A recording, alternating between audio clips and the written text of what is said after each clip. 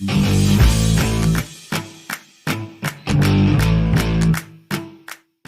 guys, just got back from Kentucky on my hunt trip. Didn't harvest any animals this year. None of us did in our group. There were a couple killed in camp, but we didn't get anything. But that's why it's called hunting. You keep trying. You're not going to get something every time.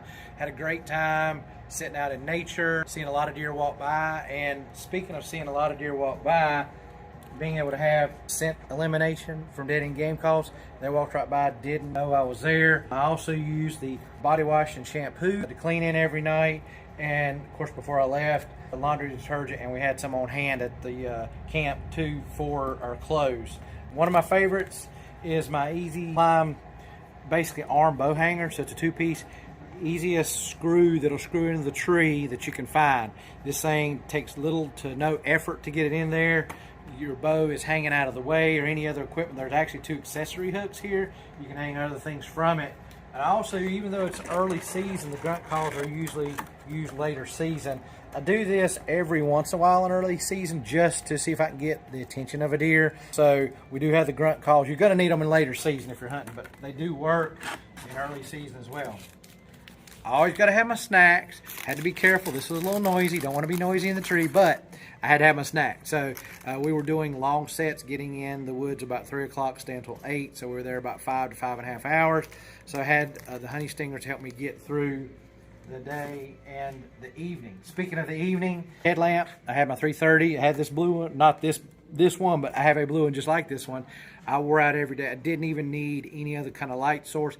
Helped me unpack my stuff. I had to climb down a ladder stand. So being able to do that and knowing that I could see, I actually took as a backup the flashlight that Gold Zero has. Didn't necessarily need it, but it also has a built-in light. I can put it in demo mode. The flashlight works. And then it has a little lantern in the bottom. So I had it as a backup light as well. So needing a light even in a blind or something, and maybe don't want something quite as bright as a headlamp, we've also got the little flashlight, and it doesn't take up any room at all. So those are some of the things that I was able to use. I also used Garmin bow sight. I had my Garmin watch on as well, just to let me know if I needed any information. If I was to shoot a deer, this will also help me track where the arrow went, not necessarily if the deer takes off with it. So great combination with the bow sight. If you need us to, we can always order you one, and the instinct.